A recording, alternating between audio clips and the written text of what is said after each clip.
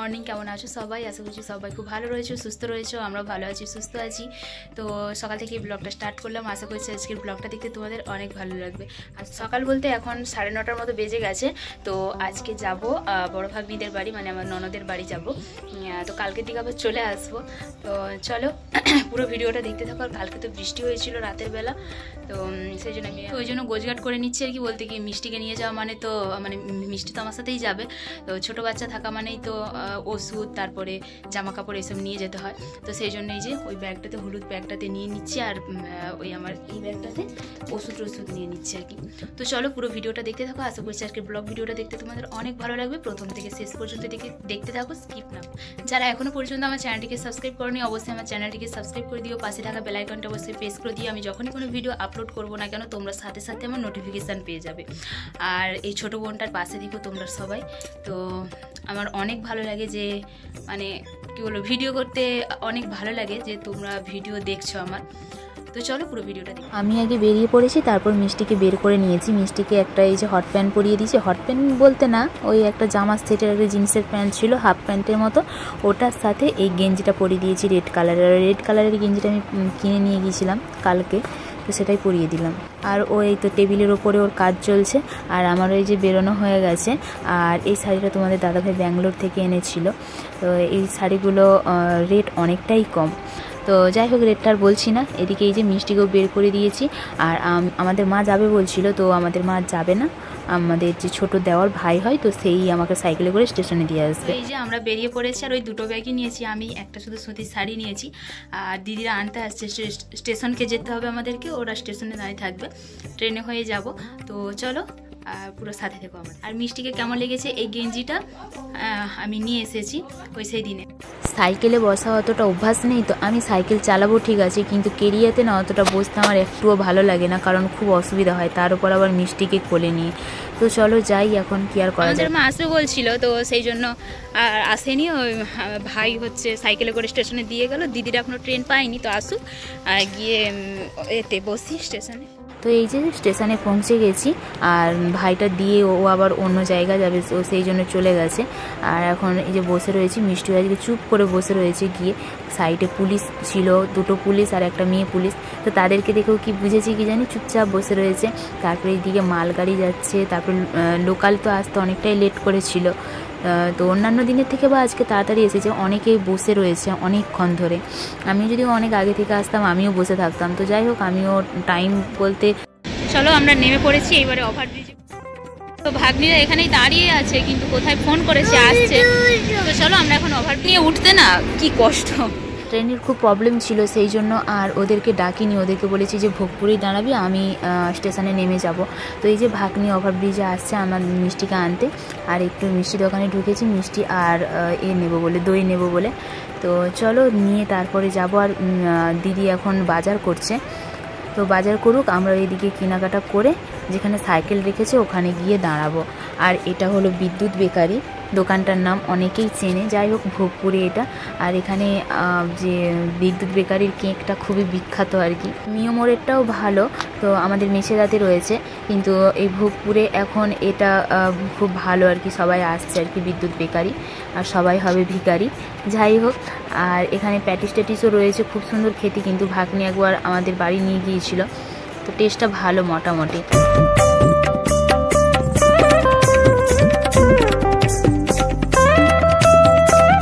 এই যে দাঁড়িয়ে রয়েছে, আর এই যে ভাগ্নি, ওর মাও এসেছে, ওর মা কি বাজার করছে।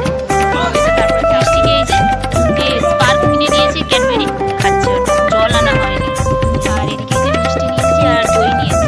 এখন এই যে চলে এসেছি দিদিদের বাড়িতে।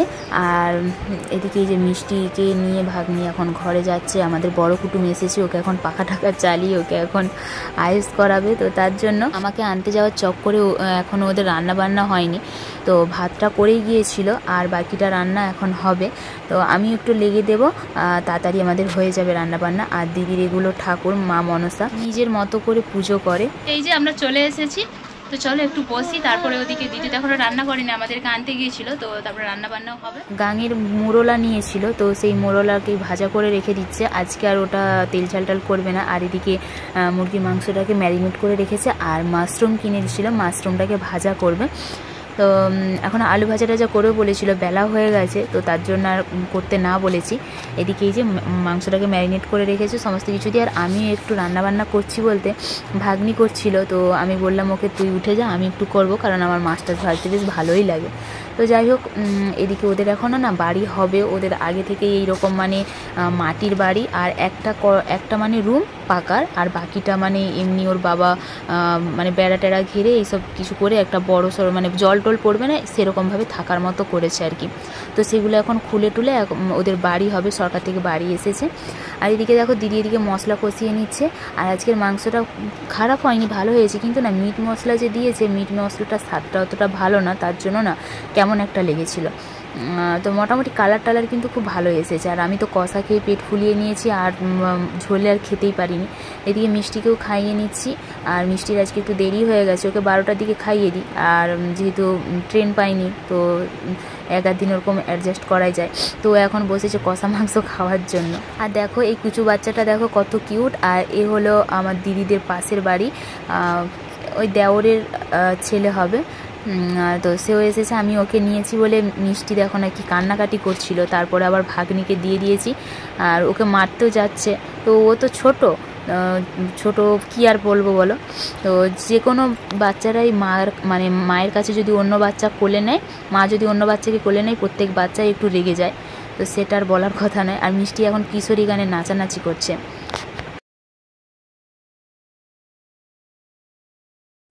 আমাদের তো খাওয়া দাওয়া অনেকক্ষণ আগে হয়ে গেছে, আর মিষ্টি ঘরে থাকলে ঘুমিয়ে যায়, তো এইখানে এসে যে একটু ঘুমায়নি, হয়তো সন্ধ্যের পর থেকে ঘুমিয়ে যাবে। আর ওদিকে ওরা ফোন দেখছে, তো এমনি তো ফোন দেখলেও কিন্তু ঘুমিয়ে যায়, কিন্তু আজকে কেন ঘুমায়নি কি জানি। আর এই যে ভাগ্নিদের এই যে একটু মাঠের দিকে এসেছি, কীরকম শুশনি শাক হয়েছে, এদের ওই দিকটাতে একটু মানে নিচু এলাকা, তো সেই জন্য দেখো মানে এখনও জল কীরকম। আর দেখো শুশনি শাক দেখো, এই দেখো ওটা কি সুন্দর হয়ে গেছে। আর ওই দেখো পদ্মবাগান, পদ্মফুল হয়েছে, পদ্মফুল ওই যে আর সেগুলোতে একদম ফিশারি আছে, ওই যে ফিশারি, ওই যে কলা গাছগুলো রয়েছে ওর পরেই সব ফিশারি আছে। এদের কিন্তু দেখো শুশনি শাকগুলো হেভি হয়েছে। আমাদের তো সেই শাড়িটা আজকে পরলাম, ওর ঠাকুমা বলেছিল যে সেই শাড়িটা পছন্দ হয়নি, তো এই শাড়িটা যে এনেছি খুব তার পছন্দ হয়েছে, তো সেই জন্য সেই শাড়িটাই আজকে পাড়টা ভেঙে নিলাম, যেহেতু ওদের বাড়ি এসেছি।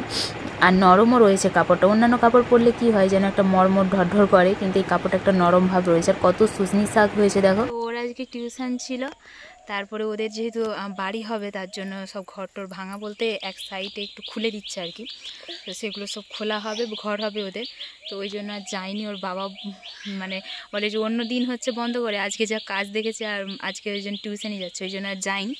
তো চলো এখন বাড়ির দিকে যাই, 5G যখন পাইনি ওই 4Gতেই আপলোড করব। বিকেলবেলা দিদি ছাতু বানিয়েছে, আর আমি এরকম ছাতু কখনো খাইনি, মানে ছোলার ছাতু খেয়েছি, মানে এরকম বানিয়ে কখনো খাইনি। লেবু, পেঁয়াজ, তারপরে ধনে পাতা থাকলে ভালো হতো, ধনে পাতা ফুরিয়ে গেছে, সেই জন্য কাঁচা লঙ্কা, বিট নুন, জিরে গুঁড়ো এইসব দিয়ে বানিয়েছে, যেমন ওই যে স্টেশনে তারপরে বাজারে গেলে খাই, মানে লোক খায়, আমি এখনও খাইনি এরকম। তো যাই হোক বানিয়েছে, ভালোই লেগেছে। আর আমি কেমন খাই, নুন আর চিনি দিয়ে, আমার ওটাই ভালো লাগে। আর এদিকে এখন মিষ্টিকে একটু সাইকেল চড়াচ্ছি। আইসক্রিম আনতে পাঠিয়েছিলাম, এই যে এনেছে, আর মিষ্টির জন্য সতমলা এনেছে। মিষ্টি সতমলা খেতে কিন্তু খুব ভালোবাসে। সতমলা না আম পেতে, সতমলা লেখা আছে, সতমলা আম। আমাদের দিদিদের বাড়িতে এইসব কাজ করে, সামনেই মানে রয়েছে, কারখানা রয়েছে, তো গেঞ্জি কাপড়ের এই পকেট ভাজানো কাজগুলো করে ওরা। ভাগ্নের হাত দিয়ে দেখো কত সুন্দর ভাজিয়ে দিচ্ছে, আর আমার হাতে তো একদম হতেই চায় না। আর মিষ্টির বাবা তো আমার শিখেও কোনো লাভ নেই, আমার মিষ্টির বাবা একদম করতেই দেয় না। এই ফুল গাঁথা বলো, আমাদের গ্রাম বাংলায় ঘরে মানে ঘর সব অনেক রকম কাজ করে, কিন্তু ওর বাবা শুধু বলে মিষ্টিকে দেখাশোনা করো, ওটাই অনেক।